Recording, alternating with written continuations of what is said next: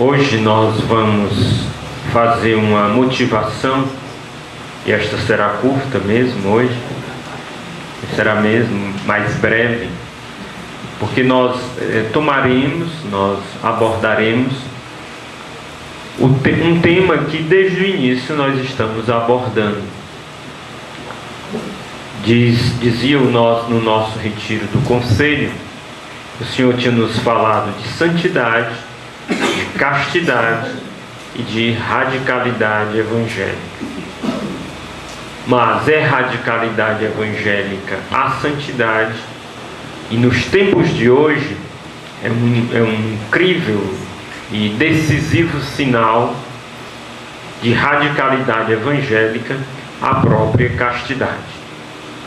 E por isso agora, de uma maneira breve, a gente vai tocar no ponto da radicalidade evangélica, já tendo tocado nele durante todos estes dias. O Senhor, como comunidade, como carisma Shalom, um dos pontos fundamentais que o Senhor nos deu é esse desejo, esta aspiração, esta necessidade de viver incondicionalmente o Evangelho. De viver o Evangelho na sua raiz, ou seja, com toda a sua radicalidade, sem mas, sem poréns, sem todavia, sem diminuir a força e a potência que é própria do Evangelho de Deus. Isso é uma coisa muito importante nós trazermos dentro do nosso coração. Porque o Evangelho é o quê? É o quê? É o quê? Uma boa nova, uma boa notícia, uma boa nova. E essa boa notícia, ela traz uma novidade. E a novidade do Evangelho não pode se tornar caduca, porque é impossível que ela caduque. É impossível que ela envelheça, porque é palavra eterna, é a palavra eterna, o Verbo que se fez carne, trazendo toda a novidade da vida divina para nós. Por isso o Evangelho ele traz sempre um frescor, uma força, uma potência. O Evangelho em si mesmo, as palavras do Evangelho, são tesouros inesgotáveis de novidade. E o Evangelho só tem uma forma de abraçá-lo: ou por inteiro, ou por inteiro, né?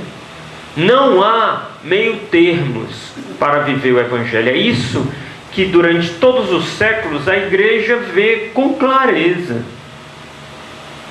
A igreja percebe, e a igreja, quando eu digo, eu não estou falando da hierarquia, estou falando de todo o povo de Deus, de toda a história, e dentro a hierarquia também, mas de todos nós batizados, no decorrer dos anos e desses 2000 anos e destes 20 séculos.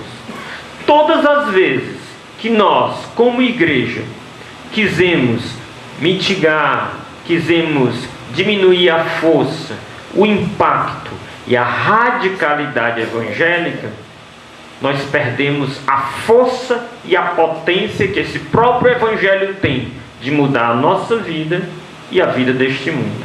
E foi sempre preciso o Espírito ir suscitando homens e mulheres que estavam dispostos a simplesmente viver o Evangelho. Simplesmente viver o Evangelho com todas as graças e com todas as exigências que derivam dele, acreditando no Evangelho, crendo que o Evangelho é a fonte da vida, o caminho para a vida, o caminho para a felicidade, acreditando que todas as palavras de Jesus, delas nada se perde. Eu creio em todas as palavras de Jesus. Eu creio em todas as promessas de Jesus. Eu creio em todas as exigências de Jesus. Eu creio que o que Jesus nos propôs é válido. Hoje, agora, na minha vida, no mundo de hoje, na igreja de hoje e na sociedade de hoje. Essa postura de fé diante do Evangelho, de a quem iremos, a postura de Pedro, quando Jesus, diante das suas palavras fortes, cheias de sabedoria e ao mesmo tempo de firmeza e até de dureza, interpela a vida dos discípulos, e os discípulos querem que o mestre não exija tanto, querem que o mestre mude de discurso. Quando Jesus diz: a minha carne é verdadeiramente carne, é comida, aliás, o meu sangue é verdadeiramente bebida, e escandaliza não só quem está fora, mas os próprios discípulos. É muito interessante a gente perceber isso. As palavras de Jesus, às vezes a gente pensa, o Evangelho escandaliza o mundo. É verdade, mas não só. O Evangelho muitas vezes nos escandaliza. Os discípulos. E às vezes a gente tenta de alguma forma, como que manipular as palavras de Jesus, e até diz para Jesus: Jesus, não precisa ser assim, ou não é bem assim, ou está fora do contexto, ou como os próprios discípulos disseram com Jesus. Quando Jesus diz: a minha carne é uma verdadeira comida, o meu sangue é uma verdadeira bebida, no meio dos discípulos começou uma resistência. Não, essas palavras são duras demais. O que é que ele está querendo dizer com isso? Não. Uma tentativa de domesticar as palavras de Jesus. E qual é a reação de Jesus? Qual é a reação de Jesus? Firmar-se nas suas palavras. Jesus não se deixa domesticar. E por isso muitos discípulos já não queriam mais segui-lo, porque queriam ser o senhor do mestre, queriam dominar o mestre, queriam controlar as palavras, o caminho, a vida do mestre.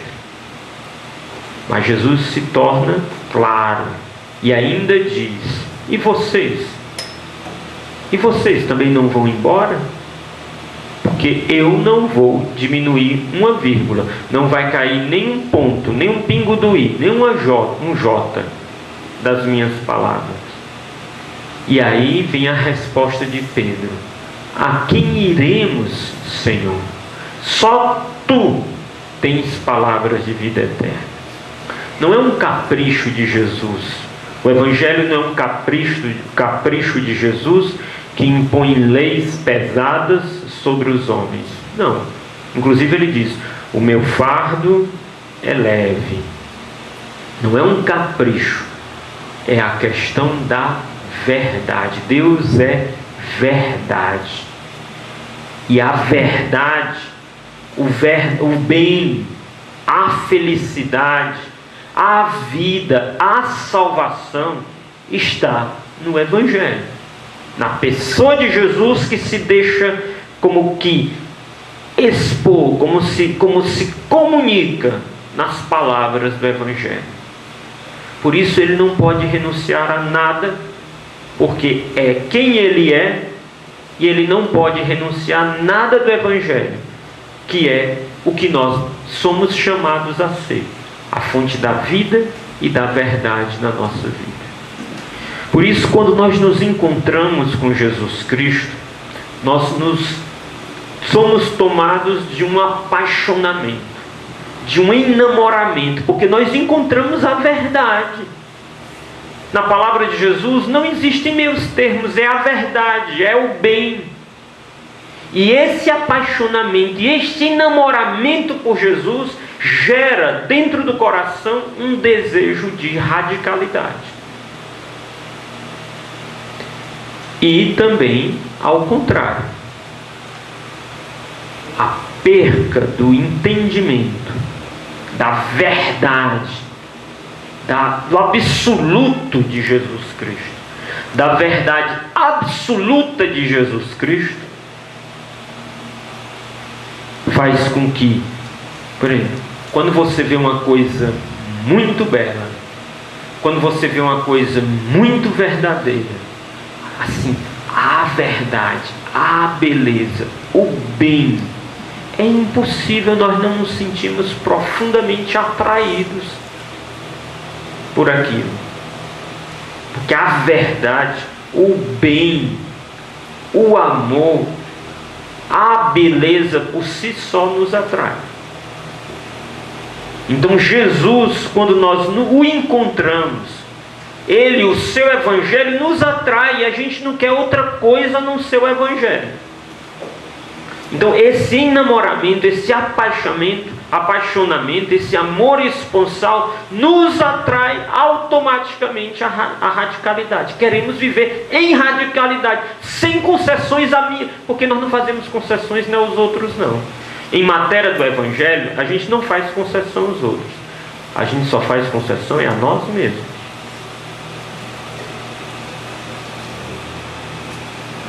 Porque diante de uma palavra forte e diante da nossa incapacidade, a gente vai procurando de alguma forma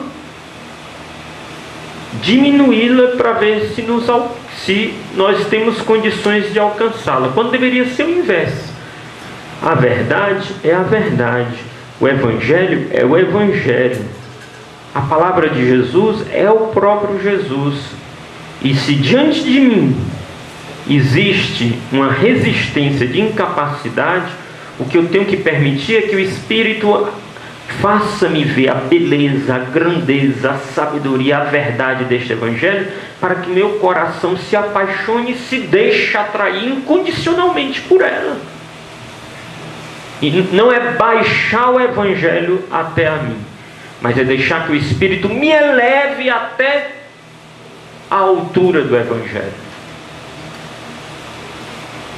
O carisma Shalom produz esse apaixonamento, esse enamoramento por Jesus Cristo, que gera este desejo de união com Ele, esse desejo de viver radicalmente o Evangelho.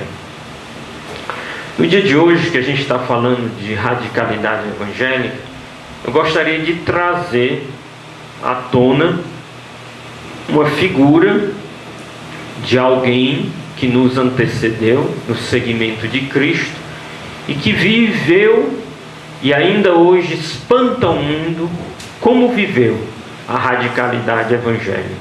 Quem? João Paulo II, sim. Mas um pouquinho mais para trás. Francisco. Eu gostaria de emergir, trazer a figura de São Francisco. Francisco é alguém que é muito interessante a história de Francisco, né? Todos nós conhecemos, e eu vou só relembrar, né? Um jovem, isso já por si só nos internece, né? Um jovem que na sua vida de repente ele começa a dizer uma frase: o Senhor me revelou que o Senhor, eu ouvi a voz de Jesus Cristo e Ele me pediu que eu estava um dia rezando, contemplando, e o Senhor me revelou que é um jovem que vai sendo assim tomado por Jesus Cristo, que vai se deixando assim namorar, apaixonar, e vai começando a ter uma intimidade, vai começando a desejar, vai se apaixonando e começando a desejar viver como Jesus viveu, com muita simplicidade, mas com muita dramaticidade. Porque o mundo em que este jovem viveu era um mundo profundamente, podemos dizer, marcado por uma ruptura fora e dentro da igreja, uma ruptura muito profunda com a simplicidade e a radicalidade do Evangelho. Francisco foi tendo essa experiência com Jesus Cristo e esse apaixonamento a ponto de a ponto de ser tomado como um louco. Era tão diferente tudo aquilo que Francisco sentia que aquele Senhor que se revelou a ele, da qual ele se enamorou, que chamava-o a segui-lo, era tão diferente de tudo que se via dentro e fora da igreja, que praticamente começou a ser taxado por um louco, alguém, e aí a gente pode tomar o termo, alguém que está fora da normalidade, não no sentido, repito, patológico, mas no sentido do status quo. Francisco vai saindo de uma maneira impressionante das formas, dos meios, das estruturas, daquilo que é vivido em torno dele. E o que é que Francisco queria? O que era que Francisco manifestava que era o pedido de Jesus Cristo para ele? O que era? Não entendi não. Cada um disse uma coisa, né? Mas eu vou dizer para vocês, não era outra coisa a não ser viver o Evangelho por inteiro. Ele queria seguir Jesus Cristo vivendo o Evangelho por inteiro. Como ele dizia, sem glosa, né? Sem glosa? Glossa. Sem glosa, né? Sem notas, sem atenuantes, sem fartas explicações que tiram até a força toda do Evangelho. Ele queria viver o Evangelho, porque queria viver o Evangelho sem glosa, sem uma demasiada interpretação que, em vez de levar ao fundo do Evangelho, nos retira totalmente dele. E é interessante, ele diz, palavras de Francisco: depois que o Senhor me deu os irmãos, ninguém me mostrava o que é que eu deveria fazer com eles.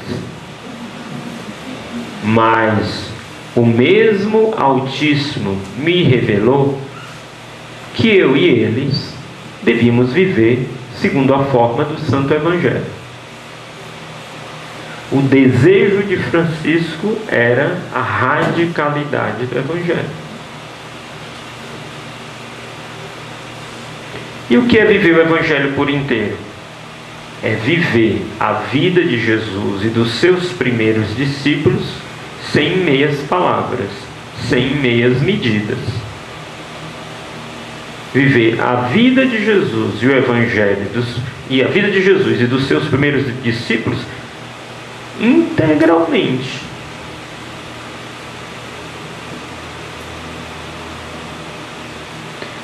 Assim também, dentro do nosso carisma e da nossa vocação, Deus nos chamou, e essa palavra ela é continuamente repetida por nós: a radicalidade evangélica.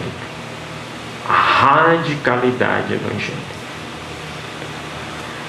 No fundo, o que é que nós percebemos que Deus deseja de nós? Nós percebemos que somos chamados para que o mundo e o homem de hoje leia na nossa vida o Evangelho. Ou seja, nós vivermos de tal forma essa radicalidade, nós abraçarmos de tal forma essa radicalidade, que o mundo possa ver o que é obediência. Era assim para nós dizermos: apesar de toda a minha fraqueza, olhe para a minha vida. O que é a pobreza evangélica? era nós dizermos: olhe para a minha vida.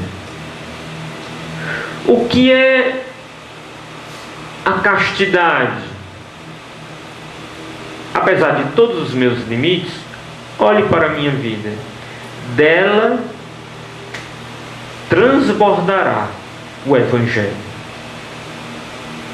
Diz o padre Raniero Cantalamessa que são 3 pilares da vida de Francisco. E ele diz, definindo um pouco a vida dos primeiros, diz o seguinte: a primeira coisa que Francisco se pôs a fazer foi andar ele mesmo e mandar os seus companheiros a andar de vila em vila, de cidade em cidade, de país em país, a pregar a penitência, exatamente como tinha ouvido fazer que Jesus fazia, como tinha ouvido dizer que Jesus fazia. Jesus intercalava a pregação com tempos de oração, de noite e de dia, ao amanhecer e ao final da tarde. Da oração ele partia, e da oração ele retornava depois de suas viagens. O mesmo faz agora o pequeno grupo reunido em torno de Francisco. A oração estava sempre presente em todas as atividades do dia. Tudo isto acompanhado de um estilo de vida pobre, no senso mais compreensivo e mais pleno desta palavra, isto é, de pobreza material, radical, mas também de pobreza espiritual, isto é, simplicidade, humildade, fuga das honras, coisas todas que mais tarde Francisco vai reunir no nome de menores, que ele deu aos seus irmãos. Engraçado, na vida de Francisco e na vida dos seus 3 pontos eram os sinais de uma fonte de radicalidade evangélica: oração, pobreza e pregação. Oração, pobreza e pregação. Vamos à luz do personagem Francisco que seguiu radicalmente Jesus. Vamos então conversar um pouco, e à luz desses temas, sobre o nosso chamado de radicalidade evangélica, que não é o mesmo os moldes, mas é influenciado por Francisco de Assis. Oração. Alguns dizem que para ser membro da comunidade Shalom precisa-se ter muito tempo de oração no dia. Não é verdade? Já ouviram dizer isso? Já, né? É preciso rezar muito. Algumas vezes a gente ouve: mas vocês no Shalom, vocês rezam demais.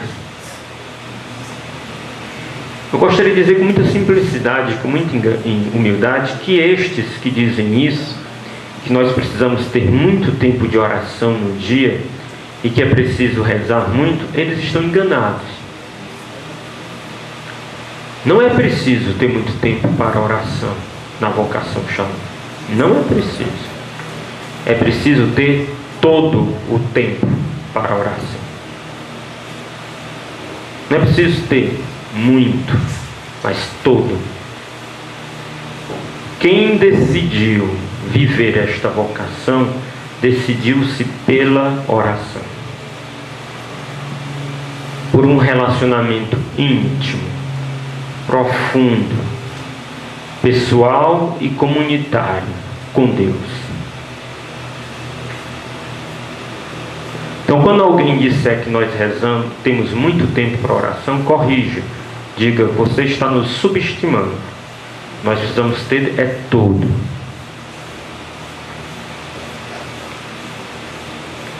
Tem que nunca parar de rezar. A nossa vida é uma vida contemplativa. Contemplativa na ação, mas contemplativa. A nossa vida tem que ser um exercício de oração contínuo.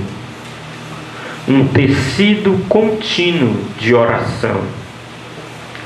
Submersa na oração.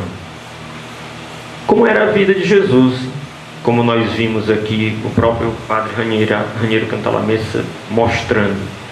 Saíam da oração para pregar e voltavam para a oração. Submersa na oração. Com momentos de imersão. Submersas na oração, com momentos de imersão para a fraternidade e para o serviço.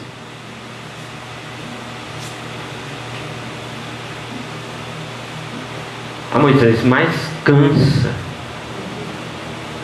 Cansa? O que é que realmente nos faz cansados e entediados? É a oração? O que é que nos faz nervosos e inquietos? É a oração? Ou é a vida sem Deus e sem oração, que resiste em não rezar?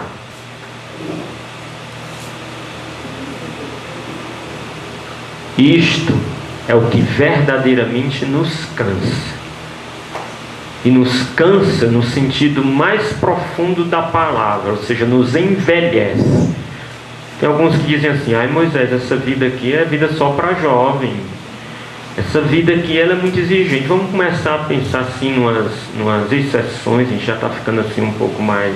Já estamos chegando na fase dos 40, dos 50. Tem gente com 60, com 70. Não dá para comer. Quando eu era jovem. É o contrário, né? Assim, não é o contrário, né?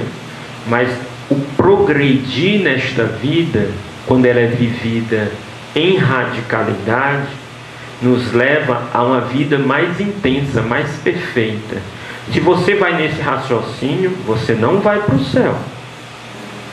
Porque o progredir desta vida nos coloca no céu. E o céu, o que é que vai ser? É a eternidade desta vida. Contínuo. Claro, nós temos os limites da humanidade, nós temos os limites da nossa fragilidade, nós temos...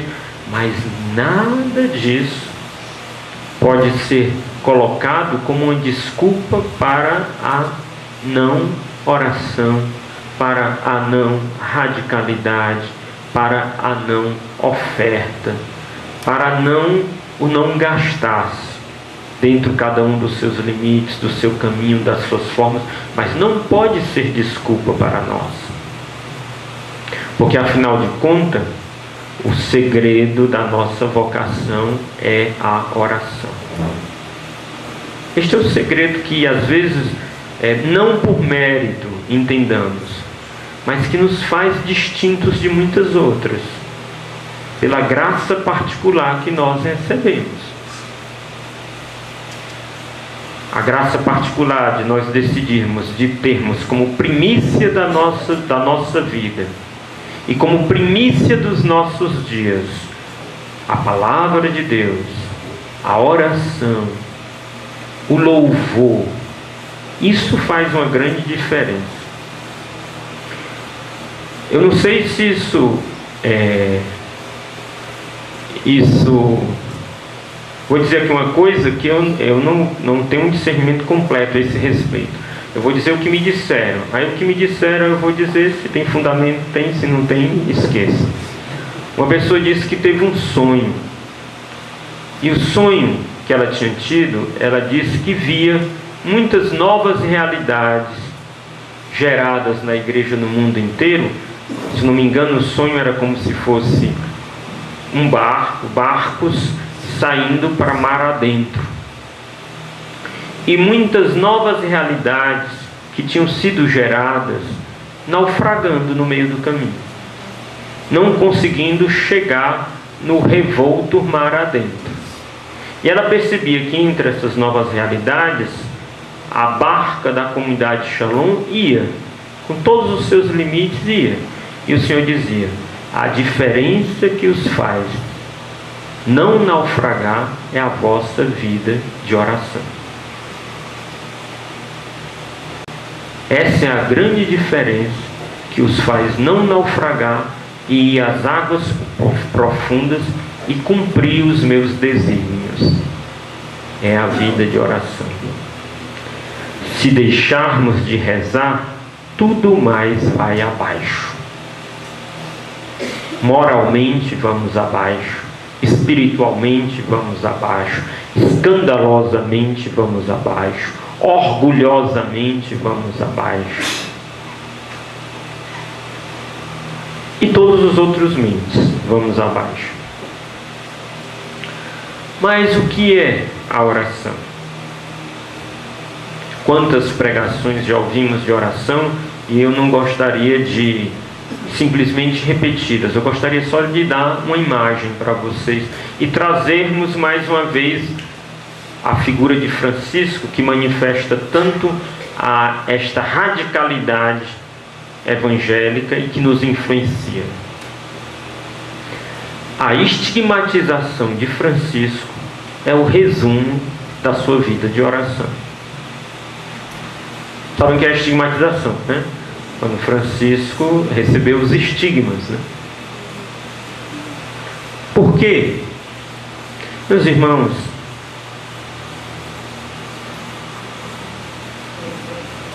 por que rezamos? Rezamos para permitir que o divino Jesus, com a força do seu Espírito, crucifique a nossa carne na sua carne e nos faça gemer de dor e de amor até que estejamos inteiramente transfigurados nele, configurados à vontade do Pai. Este é o homem ressuscitado com Cristo. Por isso nós rezamos. E por isso muitas vezes nós não rezamos. Porque não queremos deixar que Jesus nos crucifique na sua carne. Não crucifique a nossa carne na sua carne. Por isso não rezamos. Por isso muitas vezes temos a inquietação de não rezar. Por isso muitas vezes temos todas as desculpas de não rezar. Por isso muitas vezes a nossa oração é superficial, é medíocre. Porque esse é o caminho da nossa oração. Eu vou repetir. Rezamos para permitir que o divino Jesus, com a força do Espírito Santo, crucifique a nossa carne na sua carne e nos faça gemer de dor e de amor, até que estejamos inteiramente transfigurados, glorificados nele, configurados à vontade do Pai. Este é o homem ressuscitado com Cristo, que morreu para si mesmo, que não vive para si mesmo, mas vive para o Senhor, pelo Senhor.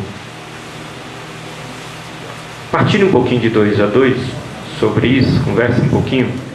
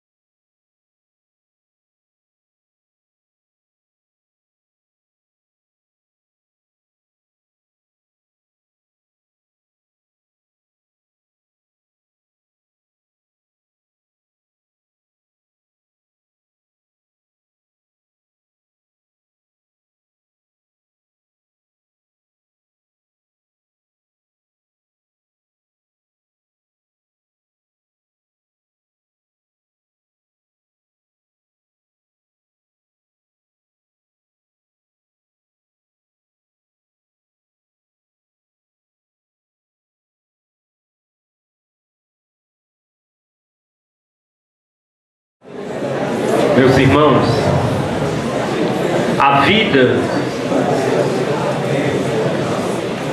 no Senhor é uma vida beata. Que é beata? Feliz. Mas é uma vida exigente. Nosso Senhor nunca prometeu facilidades. Nunca. Nós não podemos dizer que nosso Senhor prometeu isso.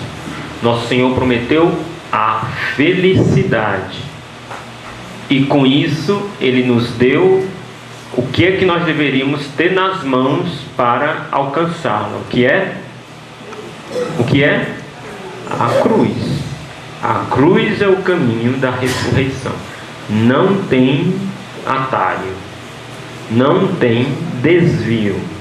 Não tem outra forma. Não tem ponte aérea para passar por cima.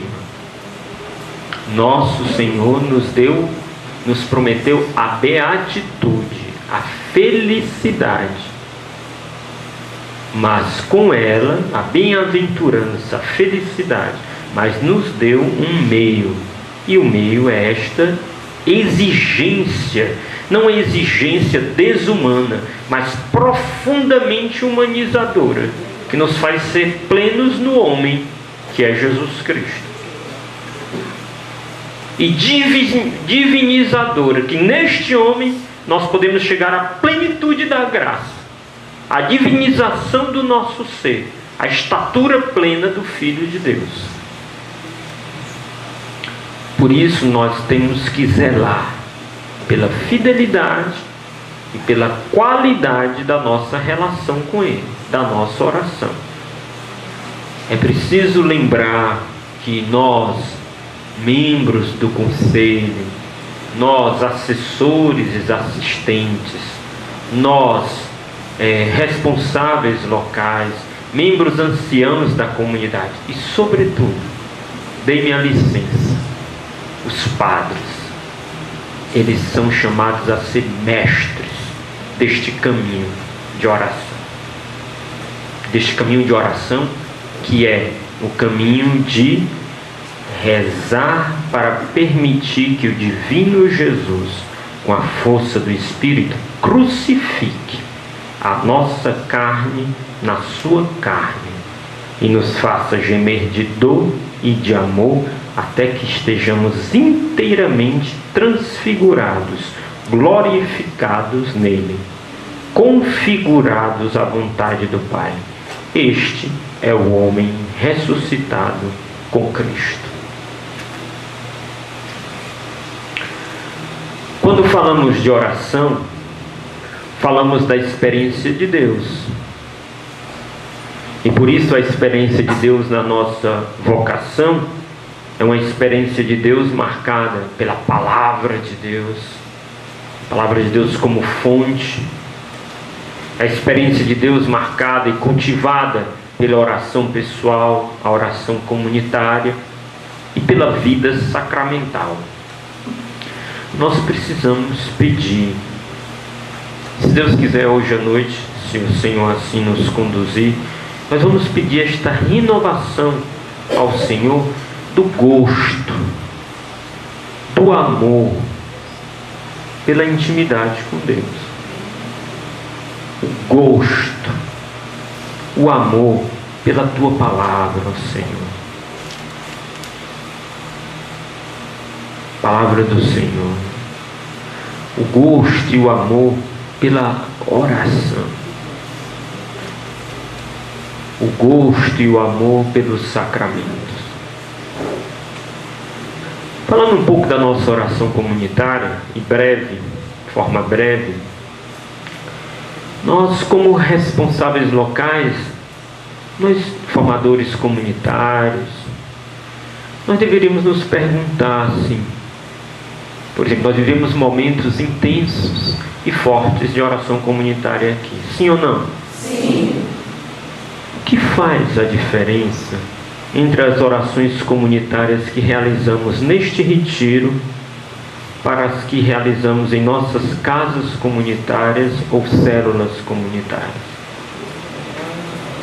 O que faz a diferença? É claro, aqui é um lugar especial. Nosso Senhor, Ele quer falar para toda a comunidade. E com certeza Ele se revela de uma maneira mais palpável. Por isso esses momentos são momentos de graça. Mas isso não explica tudo. Isso não explica tudo. Talvez, Talvez precisemos dar mais espaço para o Espírito agir nas nossas orações. Mais louvor, mais espontaneidade, mais docilidade à condução do Espírito. Não querer fazer as coisas no lugar dele, com uma condução pesada na oração, parecendo que a oração depende mais da gente do que do Espírito e de Jesus que está ali vivo, conduzindo. Uma condução pesada de quem coordena, um comando excessivamente humano e não talvez dócil ao Espírito. Um comando excessivamente dos instrumentos que às vezes prevalecem mais do que o canto no Espírito, do que a docilidade no Espírito, do que aquilo que o Espírito quer fazer. Sobretudo, a necessidade de nós, quando nos colocamos em oração, nos colocamos diante da presença de Deus, estarmos certos que estamos não com a oração já pronta na nossa cabeça, mas estamos diante de uma aventura espiritual, aonde nós não sabemos aonde vai chegar. Quem sabe é o que às vezes nos falta fé. Então nós, como formadores, vamos conduzir uma oração, então a gente talvez vai fazendo todos os passos da oração na nossa cabeça para a gente não errar. E o reto desejo de não errar faz com que a gente cometa o maior dos erros. Tire de Deus e coloque nas nossas mãos.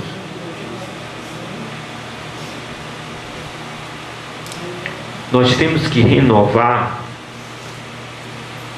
a certeza, a fé da presença de Jesus vivo no meio de nós quando nós nos reunimos. E que é o seu Espírito que conduz a nossa oração. E vai nos conduzir ao íntimo do seu coração. E lá falar coisas que nós precisamos ouvir e necessitamos ouvir. Coisas que nós não temos em nós, que é Ele que nos dará. Esse é o cerne da oração carismática.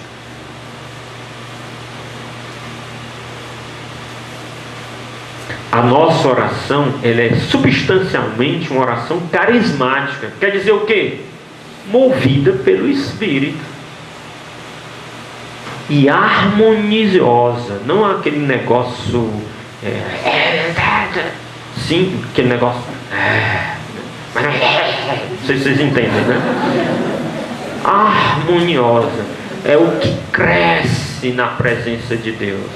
E não é o que parece que dispersa da presença de Deus, mas que cresce em fervor, em amor, em unção, até o absoluto de Deus, e lá se perde. A carismática e harmoniosa, de louvor, de adoração e escuta, que nos leva ao coração aberto do ressuscitado. E lá podemos ouvir sua voz soberana, que transforma e recria as nossas vidas.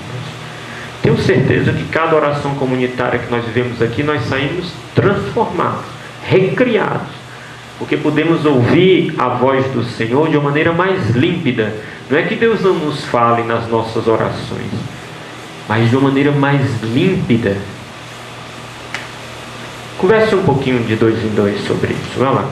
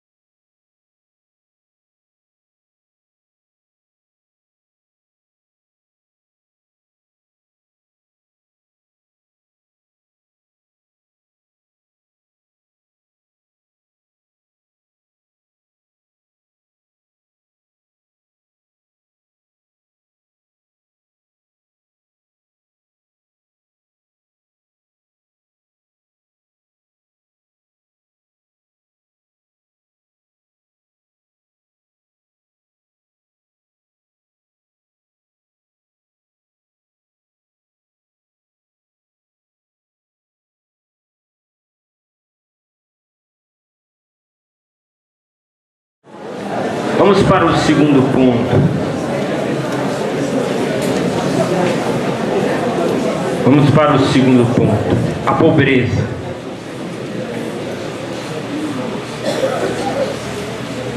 Diz o padre Raniero Cantalamessa, a pobreza material de um mal a ser evitado ganhou o aspecto de um bem a ser cultivado, de um ideal a perseguir. Esta foi a grande novidade trazida por Cristo. A pobreza material de um mal a ser evitado ganhou um novo aspecto, de um bem a ser cultivado, um ideal a perseguir. Esta é a grande novidade neste campo trazida por Cristo. Escolher a pobreza. Nós, como comunidade, nós escolhemos a pobreza. Escolhemos. Nas nossas promessas e nos nossos estatutos, nós fizemos uma escolha. Nós vemos a pobreza como uma riqueza. Nós vemos a pobreza como um dom. Nós vemos a pobreza como uma graça que nos capacita a ser livres e a nos doar mais livremente para Deus e para os outros. Quem não consegue viver dentro do estado de que cada um chamou, comunidade de vida e comunidade de aliança, que é diversa, mas quem não abraça este dom não está livre para se dar, não está livre para se doar, está pesado e retido.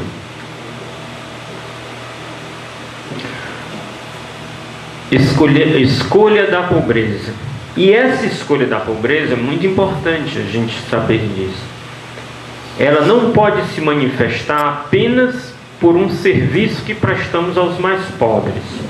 Essa é uma dimensão de pobreza, a sensibilidade e a compaixão com os pobres. Mas às vezes a gente tem uma noção muito, vamos dizer, dúbia a respeito da pobreza. Esta é uma das dimensões da pobreza, a compaixão com os pobres. Mas ela explica, esta é uma dimensão de quem vive a pobreza. Quem vive a pobreza é compassivo e serve aos pobres. Mas atenção, nem todos que servem aos pobres são pobres. O contrário não significa que existe. Não é obrigatório.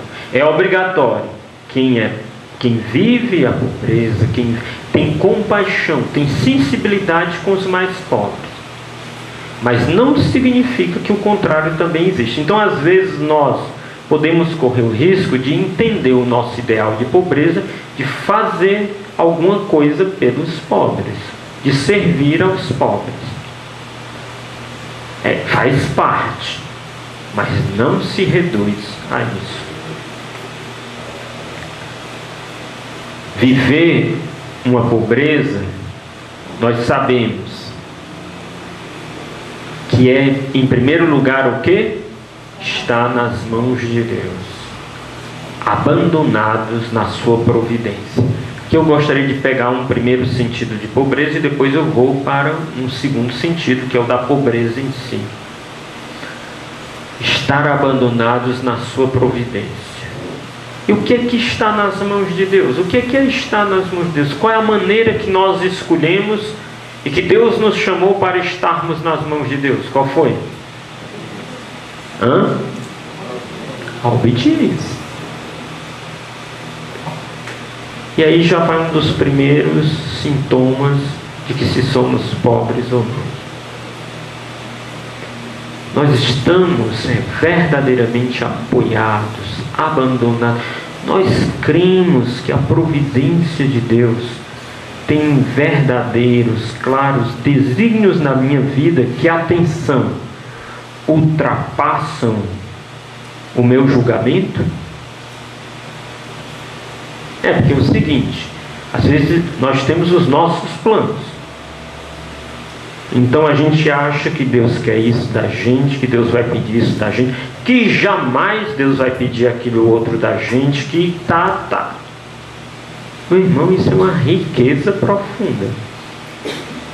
Nós estamos prontos a viver a pobreza e a obediência, dispostos a surpresas do que Deus tem reservado por nós e dispostos a abraçá-las na cruz da obediência.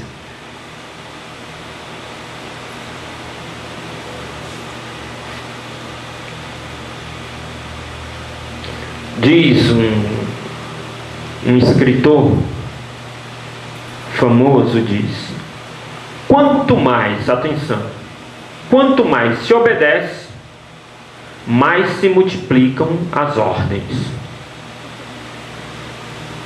Nessa máxima, alguns já poderiam dizer: então, eu não quero obedecer tanto, porque tem gente, eu conheço um padre que dizia o seguinte, dizia: quando eu vou para a reunião com o bispo, eu fico lá atrás, para ele nem me ver, porque se ele me ver, eu já sei que ele vai pedir alguma coisa. Se ele me ver, ele vai pensar em me mudar de paróquia. Eu não quero nem que ele se lembre de mim.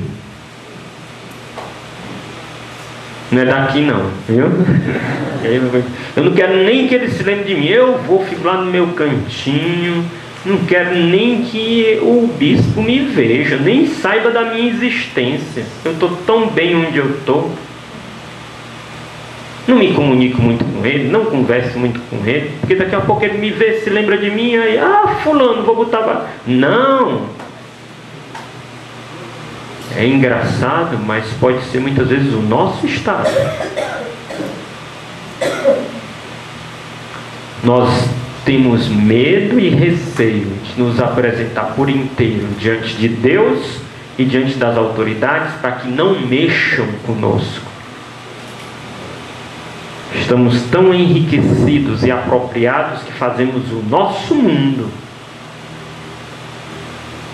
E ai de quem, e vamos deixando claro, ai de quem de nos mexer dali. E as autoridades vão quase ficando com as mãos amarradas. Vamos transferir fulano. Não, vai ser um problema muito grande. Corremos o risco de perder a vocação do fulano, como se ela já não tivesse sido perdida.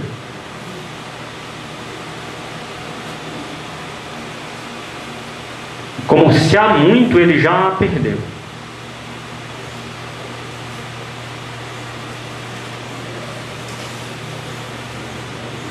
E quanto mais se obedece, mais se multiplica as ordens. Por quê? Porque Deus se apraz de quem obedece. E como Deus se apraz, isso não é insegurança, isso é segurança.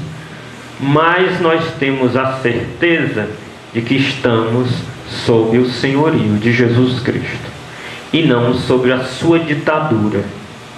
Não de Cristo, a sua, a minha. Sobre o nosso cego governo humano. Às vezes a gente pensa assim: isso é coisa humana, me transferiram daqui, me pediram isso, me mudaram de função, mas não era Deus não, isso era coisa humana.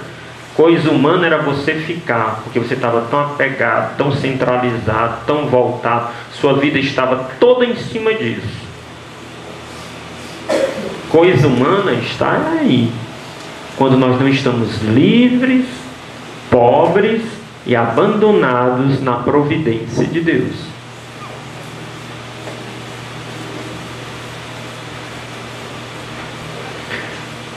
Por quê?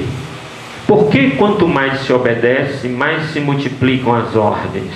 Porque Deus sabe que elas, a obediência às suas ordens, são o dom mais precioso que Ele pode nos oferecer. As ordens de Deus, que mudam e modificam a nossa história, são os dons mais preciosos que Deus pode nos oferecer, como Ele fez com o seu amado Filho. O que foi de mais belo que o Pai deu a Jesus? O que foi? A vontade dele. A vontade do Pai. E o Filho abraçou como o de mais nobre e o mais belo. A vontade do Pai. Quando Deus torna alguém disposto a obedecer, Ele toma as rédeas da vida deste alguém. E feliz é este alguém.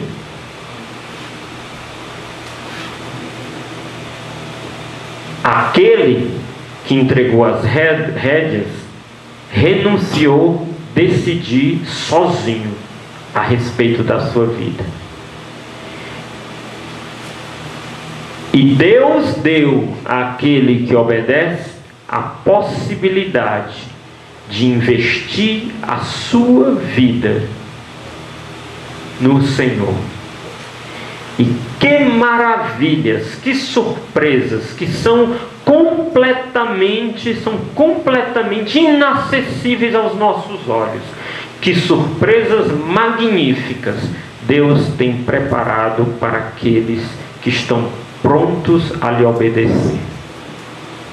E a lhe obedecer através da mediação da comunidade. Porque quem desconfia da mediação da comunidade está desconfiando do próprio Deus que lhe concedeu ela para ser seu mediador.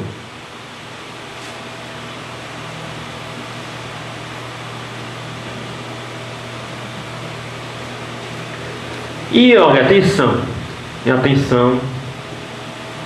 acorda quem está dormindo. Se fizermos um retrospecto, nós veremos as coisas mais fantásticas que Deus operou em nossas vidas, nasceu deste abandono e desta obediência. Pode fazer, cada um de nós. As coisas mais fantásticas, mais que nós nunca esperávamos, nasceram deste abandono. Deus operou em nossa vida a partir de um abandono e obediência. Por isso eu digo para você, e repito, surpresas inacreditáveis, que ainda hoje somos capazes de testemunhar, Deus tem preparado para nós pelo caminho da pobreza e da obediência. Por isso é de se perguntar quantas coisas nós podemos estar perdendo. Converse de 2 em 2 sobre isso.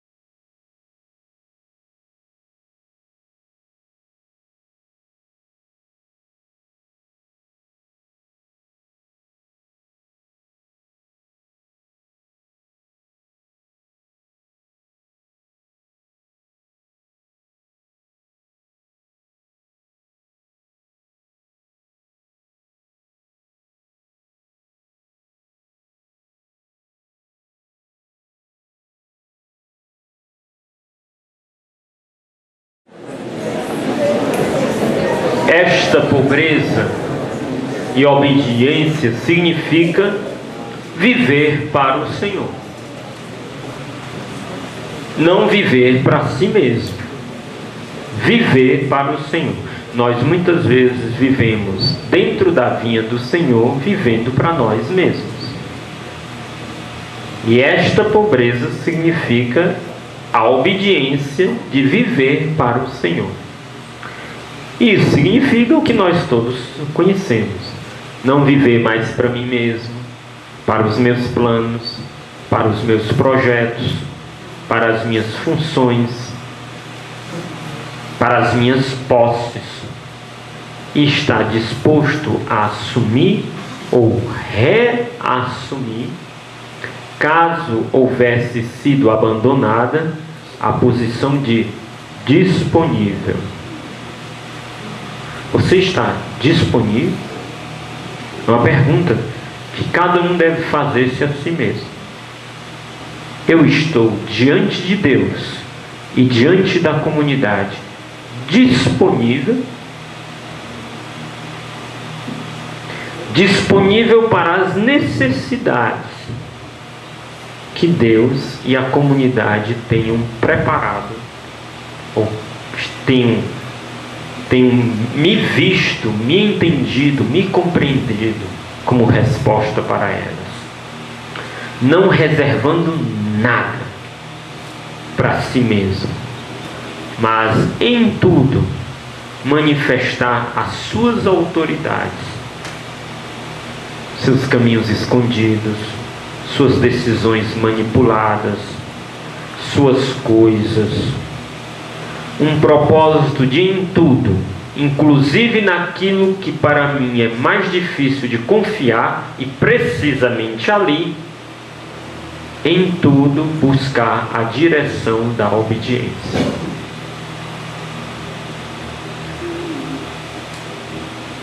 Dentro do caminho de pobreza que o Senhor nos chama um caminho de simplicidade e de sobriedade. Ou seja, o fazer uso das coisas sem permitir que elas nos usem ou escravizem. Não criar necessidades que não existem. Nós muitas vezes temos essa tentação de cair nessa arapuca do mundo consumista. Nós vamos criando necessidades que não temos. E às vezes, na comunidade de vida, nós corremos esse risco, e na comunidade de aliança também, ordinariamente. Mas na comunidade de vida, como a gente não pode ter nada, a gente cria para os nossos ministérios, para que através deles a gente tenha. Não criar necessidades que não existem.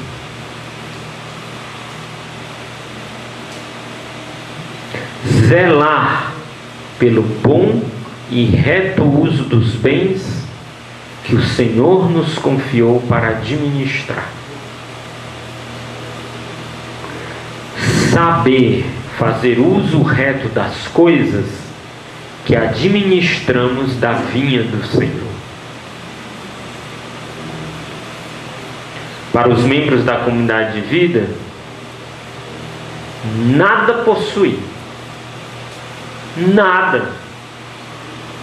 Nada possuir. E qualquer coisa que eu julgue que o Senhor deseja que eu administre, seja sobre a bênção da comunidade, e nada escondido da bênção da comunidade. Porque muitas vezes a gente vai fazendo isso, vai começando a esconder, achando que não tem problema, e vai, problema não. Quando você vê, você está com a dispensa cheia, né? Quando você vê, você não tem mais nem onde colocar. Quando você vê, não dá nem para dormir, porque o colchão tem tanta coisa embaixo. Está com dor de coluna, né? Do peso que carrega.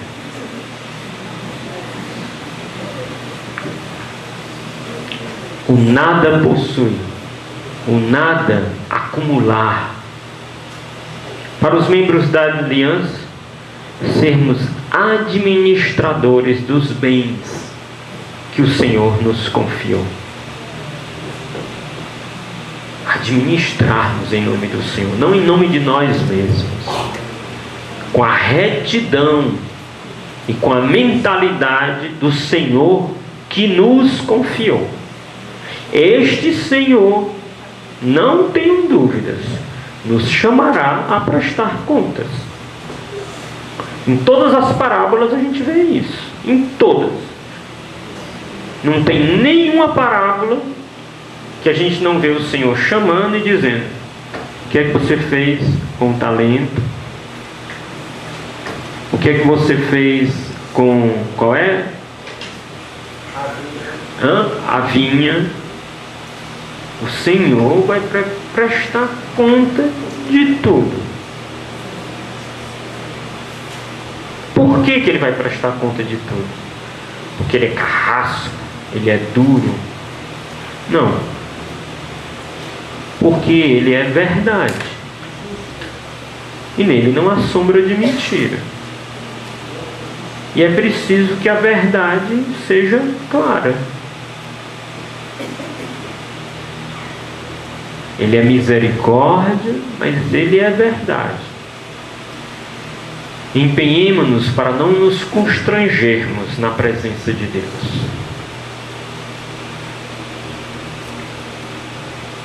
Lembramos que o dinheiro colocado ao serviço do Senhor é sagrado e que devemos usá-lo com toda a responsabilidade e coerência.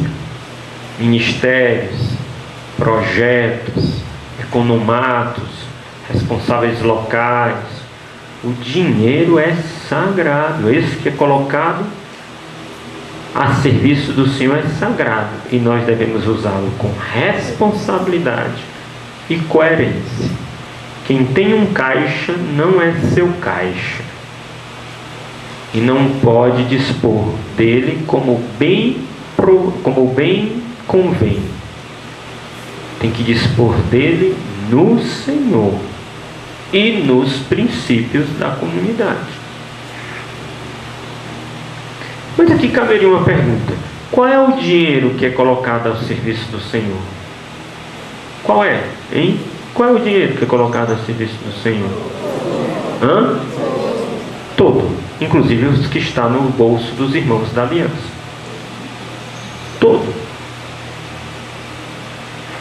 E deste todo, e no bolso não é no sentido negativo não, é no sentido de, como é que se diz? Administrar. Não é no sentido de roubado, não, é no sentido de administrar. Todo. E de todo este dinheiro nós vamos prestar conta diante do Senhor, de como o administramos. Dos que estão, nós da comunidade de vida vamos prestar conta de todo o dinheiro do serviço do Senhor. E os irmãos da comunidade de aliança, além desse, de todo o dinheiro que vocês administram.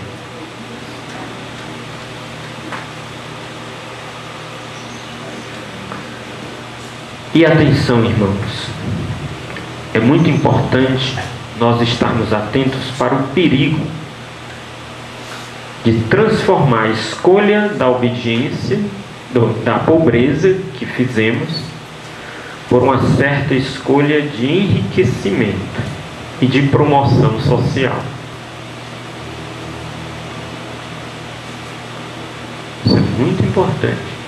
Porque nós, como missionários, nós estando a serviço do reino, nós como consagrados, carregando um tal, nós como membros da comunidade de vida, como fundador, como padres, nós muitas vezes estamos, pela boa vontade, pelo carinho e pelo amor das pessoas que nos cercam, nós estamos muitas vezes em situações de risco, porque muitos querem nos amar através do dinheiro, e louvado seja Deus, essa é uma forma, mas nós temos que fazer um uso muito reto disto, ou seja, não permitir que isto traia a escolha da pobreza que fizemos, não permitir que esse tipo de coisa possa nos colocar em determinadas situações que de repente nós corremos o risco de ver que estamos vivendo um caminho de promoção social. Nós estamos, de repente, escolhemos viver a pobreza e às vezes podemos correr o risco de estar vivendo uma riqueza mascarada.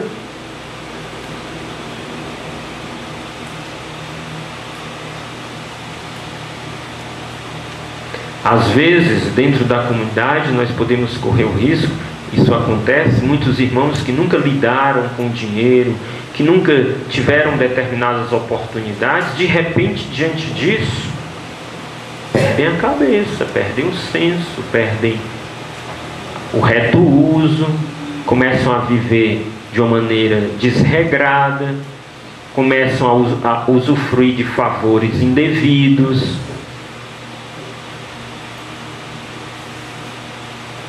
Atenção, porque isso é um risco. Não é ficar maniqueísta, é ficar achando que tudo está errado, que tudo é pecado, que não pode. Não, é ter o discernimento e não permitir que nada roube a escolha de uma vida sóbria, de uma vida simples, de uma vida ofertada que nós fizemos a Deus. Uma vida digna, não é uma vida sem dignidade, uma vida digna, mas sem manipular as coisas de Deus. Converse um pouquinho com a pessoa que está do seu lado. Converse.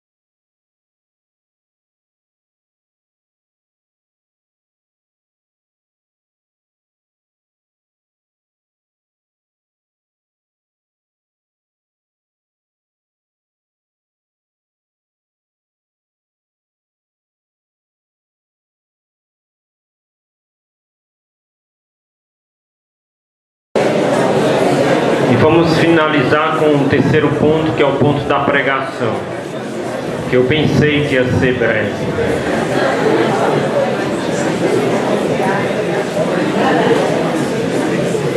Vocês têm que dar um jeito em mim.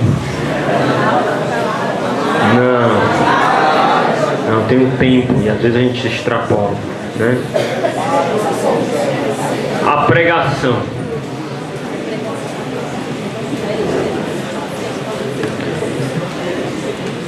Nós, como comunidade, o nosso carisma nasceu para evangelizar, para anunciar o Evangelho. O nosso carisma nasceu com um espírito profético. É uma característica do nosso carisma. Um espírito profético. Uma pregação profética que espalha uma profecia. Nosso Senhor nos deu, como comunidade, como graça, uma novidade para evidenciar uma dimensão da novidade de Cristo, que é próprio do nosso carisma. Um espírito profético, uma pregação profética. E nós somos chamados a levar esta pregação profética, este anúncio, este espírito profético ao coração de uma multidão. E nós temos que estar atentos a não trairmos as nossas origens. Quando nosso Senhor nos concebeu, uma das primeiras formas que nós nos entendemos foi como o quê? Uma o quê? Uma companhia de pesca. Foi uma das primeiras formas que nosso Senhor nos fez entender. Como uma companhia de pesca que ia de mar adentro, lançando as redes e realizando uma pesca milagrosa, que era capaz de encher as barcas, quase chegando a naufragar. Uma companhia de pesca que estava continuamente evangelizando, anunciando o querigma, levando as conversões, atraindo as pessoas, atraindo as multidões e gerando todo um povo que se colocava em movimento e que se colocava também em atitude de evangelização. Padre Raniero Cantalamessa, falando à Casa Pontifícia, uma das pregações dele para a congregação, para o Papa e os prefeitos, presidentes e demais membros da Cúria Romana, ele dizia: nós precisamos dar de novo ao ofício da pregação, ao serviço da pregação, o seu posto de honra na igreja. E ele continuava dizendo: nós católicos somos mais preparados desde o nosso passado a formar pastores do que pregadores, do que pescadores, desculpa, a formar pastores do que pescadores de homens. Isto é, somos mais preparados a pastorear as pessoas que são fiéis dentro da igreja, que permanecem fiéis dentro da igreja, do que levar a novas pessoas ou repescar aquelas que estão longe para Cristo e para a igreja. A pregação itinerante foi uma escolha que Francisco fez para si, seguindo o próprio Cristo, que fez ela também para si. Jesus era aquele que de cidade em cidade ia anunciando, ia pregando, que mandou os discípulos irem de cidade em cidade anunciando e pregando, que mandou eles irem até os confins da terra, a ponto de se definir a comunidade apostólica como de carismáticos itinerantes, ou seja, movidos pelo poder do Espírito, eram itinerantes, pregando continuamente, indo de povo em povo, cidade em cidade, pessoa a pessoa, fazendo alargar o reinado de Deus sobre a face da terra.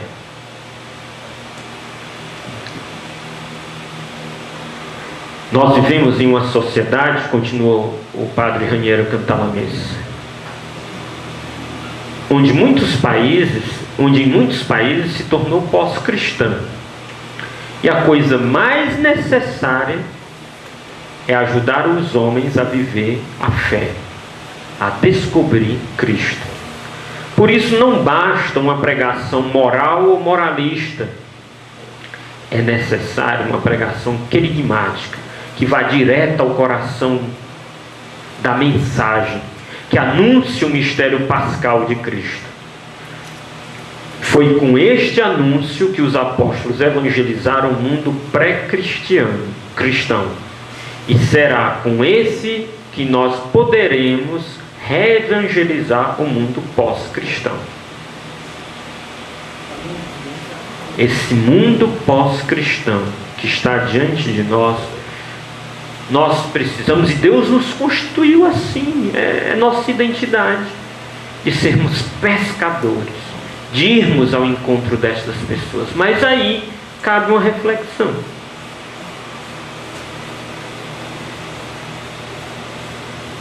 Nós estamos de acordo com o tempo, né? Nós estamos afinados com os princípios da nossa origem. A pergunta que o Frei fez à Casa Pontifícia poderia ser feita para nós também. Qual é o lugar que nós estamos dando nas nossas obras, nas nossas comunidades, o lugar dos pregadores? Gente, os pregadores da comunidade estão envelhecendo. Cadê os novos? Cadê os novos pregadores? Os novos pregadores que precisam pregar com unção, com sabedoria, com espírito de profecia, com autoridade, que toquem os corações. Por favor, isso me levaria ao fracasso diante de Deus e diante dos homens, vocês dizerem: mas chama o Moisés, tem que ser o Moisés, se não for Moisés é em mim, se não for... Isso é um sinal de um grande fracasso diante de Deus, porque não fomos capazes de passar o Espírito que agia em nós para vocês. Espírito de profecia, de pregação, de conversão, espírito de urgência, espírito de... Porque de onde nasce a pregação? A pregação nasce da disponibilidade de ser ridículo aos olhos dos homens, mas mesmo assim Deus poder ser glorificado, de não ter apego à minha imagem, à minha pessoa. Eu não quero pregar, eu não posso pregar, eu não consigo pregar, eu me tremo todinho, eu não tenho bagagem, eu não tenho. Em nome de Jesus Cristo, isso é um espírito imundo. Que saia do meio de nós, e que nós possamos dar o anúncio, a pregação, a evangelização, o devido valor, de dar de graça o que de graça, e que a nossa comunidade seja exatamente, e é essa a proposta que nós aqui estamos, da nossa plano de ação evangelizador que está sendo lançado aqui, do caminho da paz. Mas nada disso vai funcionar se não funcionar dentro de nós, essa mudança de postura, essa liberdade, esse desejo de conhecer as coisas de Deus na minha vida, na minha oração, esse desejo de me deixar crucificar em Cristo, para a glória de Cristo poder brilhar através de mim, para que eu possa evangelizar com autoridade, com ousadia, com parresia. Peçamos o espírito de parresia sobre nós, porque o mundo precisa desse espírito de parresia. Abra os seus lábios, coloque-se diante de um microfone, pregue, busque na palavra de Deus as palavras fortes de vida, de poder, que transformam a vida de você, sua, e que se transformou a sua, poderá transformar dos outros. Seja canal livre da voz de Deus, que grita, que clama, que tem fome e sede das almas, tem essa urgência que é da alma de Cristo, do coração de Cristo. Nós não podemos perder a urgência da evangelização no coração da comunidade.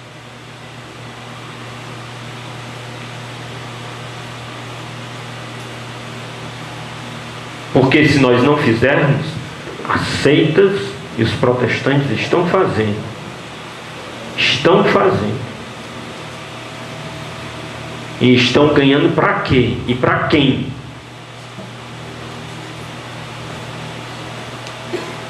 E Francisco, ele veio num tempo muito similar.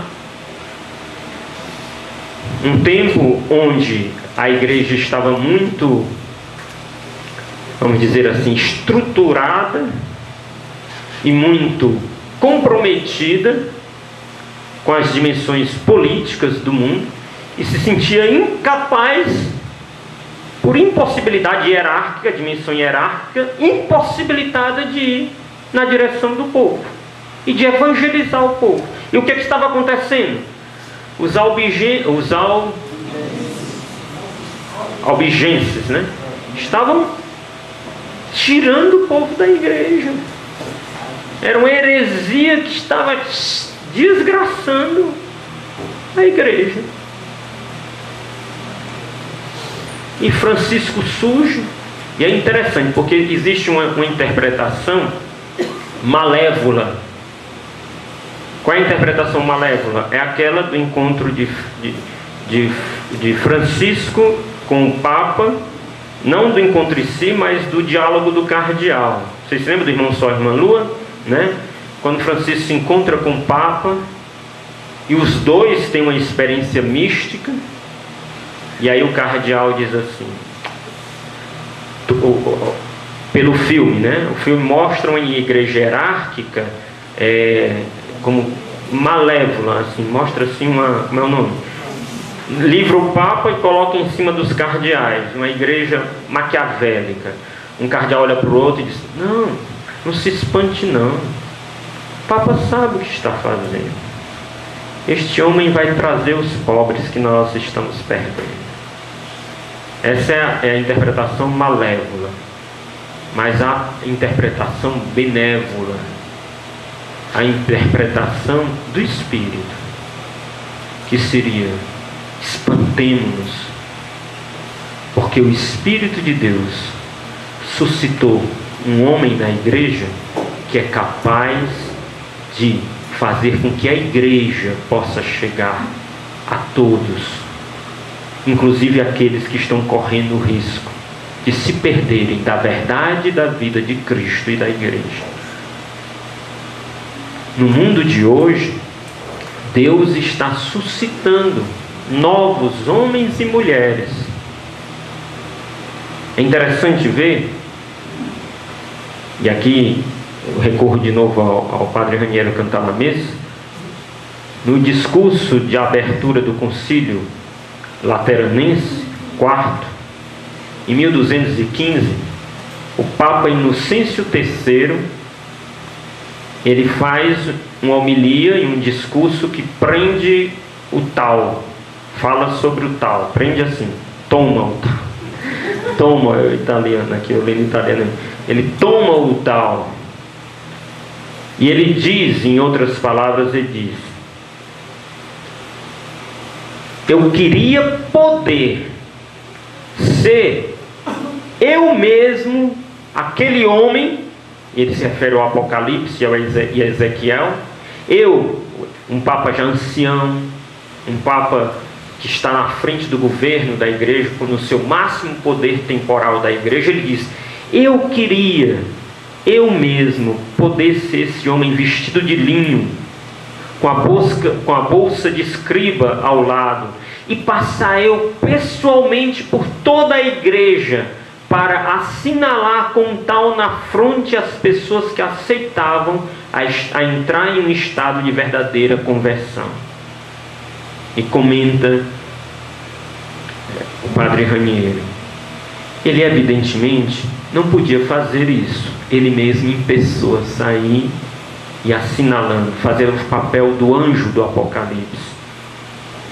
E não só porque era ancião, mas por causa de todas as estruturas que pesavam sobre ele. Entretanto, ao escutá-lo, escondido entre a multidão, ali talvez estivesse Francisco de Assis. É certo, em todo caso, que o eco do discurso do Papa chegou até ele, tocou o seu coração e se transformou em um apelo que o fez seu. Daquele dia em diante, ele começou a pregar ainda mais intensamente do que antes a penitência e a conversão dos corações. E ele mesmo assinalava um tal na fronte da pessoa que se avizinhava a ele. O tal se transformava no seu selo, quando ele escrevia as cartas, né? Ele mesmo assinava as suas cartas e o entregava na cela dos frades. São Boaventura pôde dizer depois da sua morte: Francisco teve do céu a missão de chamar os homens a chorar, a lamentar-se e de imprimir o tal sobre a fronte daqueles que gemem e choram. Foi por isso que Francisco foi muitas vezes chamado o anjo do sexto selo, o anjo que leva sobre ele mesmo o selo do Deus vivente e que sinaliza na fonte de todos os eleitos. Francisco toma o desejo do Papa, o desejo do Espírito que existia no coração do Papa e faz seu. Nós vivemos no mundo de hoje uma realidade similar. A igreja vê uma multidão que se afasta de Cristo e se afasta da igreja. Quantas vezes ouvimos da boca dos nossos papas, João Paulo II, Bento XVI, nova evangelização, novos meios, novos métodos. É preciso colocar Deus no centro do mundo. A evangelização, a conversão dos corações. Francisco assumiu o papel que a igreja hierárquica não podia assumir.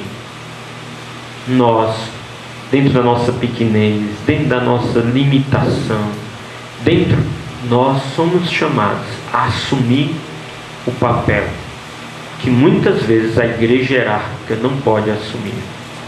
De irmos aonde for necessário, de irmos ao encontro de todos os homens, de todas as mulheres, de irmos aos que estão longe de Cristo, aos que estão longe da igreja, de irmos e fazer com que se transponha o fosso que o mundo foi criando entre a igreja e o mundo, e fazê-lo no mistério de Cristo e do carisma que Deus nos concedeu em forma de cruz, uma ponte que através da nossa ação evangelizadora, através da oferta da nossa vida, através da nossa oração, através do nosso consumir-se, fazer uma ponte para que as pessoas possam retornar. Nós somos chamados a gerar um povo em movimento na igreja. Fomos gerados para isto. E todos os outros serviços que prestamos à igreja derivam deste. Nenhum serviço é mais importante na igreja do que este.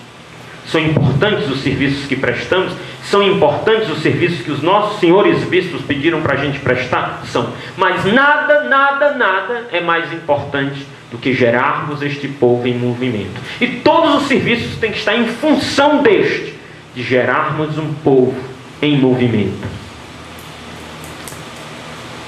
Todos os outros serviços que prestamos à igreja derivam destes e devem estar subordinados a este. Este é o mandato principal que recebemos do Senhor. Doar a nossa vida, ofertar a nossa vida para evangelizar aqueles que estão mais distantes de Cristo e da igreja. E entre estes, especialmente os jovens. Se fizermos qualquer outra coisa, é em função disso e nunca apartado disso. E se deixamos de fazer isto para fazer qualquer outra coisa, esta coisa não é justa e não está de acordo com o nosso carisma. Ela tem que estar ordenada no fundamento, na força central do nosso carisma, que é esse. Deus quer que multipliquemos o talento que Ele nos concedeu. Dar de graça o que de graça recebemos. Mas dar largamente, como largamente temos recebido. Multiplicarmos em número, multiplicar em cidade, multiplicar em nações, multiplicar em línguas, multiplicar em culturas, multiplicar em continentes diferentes, multiplicar no mundo inteiro. Homens e mulheres marcados com o selo do carisma Shalom. Silenciemos um instante agora, baixemos a nossa cabeça. Obrigado pelo sacrifício de me escutar 1h30 todos esses dias. Na verdade, 2 foi? Obrigado pelo sacrifício.